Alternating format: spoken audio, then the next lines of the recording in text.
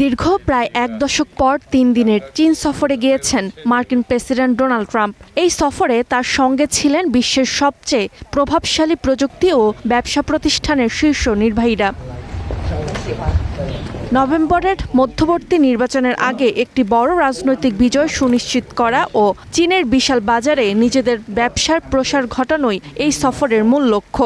গত বছর ট্রাম্পের আরোপিত শুল্কের জবাবে চীনের পাল্টা শুল্ক আরোপের ফলে তৈরি হওয়া বাণিজ্য যুদ্ধ নিরসনে এই শীর্ষ নির্বাহীরা এখন ট্রাম্পের তুরুপের তাস। ব্যবসায়ী নেতাদের এই সফরের নেপথ্যে রয়েছে অর্থনৈতিক স্বার্থ। কারণ মার্কিন প্রযুক্তি কোম্পানিগুলোর বড় অংশই উৎপাদন ও সরবরাহ ব্যবস্থায় এখনও চীনের উপর নির্ভরশীল, যা স্মার্টফোন থেকে শুরু করে যুদ্ধ বিমান তৈরিতে ব্যবহৃত হয়। এদিকে ইলন মাস্ক চীনা সরবরাহকারীদের কাছ থেকে প্রায় $2.9 বিলিয়ন সৌর যন্ত্রপাতি কেনার পরিকল্পনা করছেন। একই সঙ্গে তিনি চীনা নিয়ন্ত্রকদের কাছ থেকে টেসলার ফুল সেলফ ড্রাইভিং প্রযুক্তি সম্প্রসারণের অনুমোদনও চাইছেন।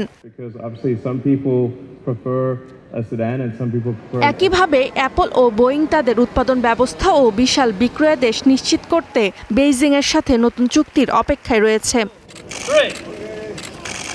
ট্রাম্প শীর্ষ নির্বাহীদের মাধ্যমে মার্কিন ভোটারদের দেখাতে চান যে তিনি চীনের বাজার উন্মুক্ত করেছেন ও ব্যবসায়ীদের সম্ভাবনা বাড়িয়েছেন।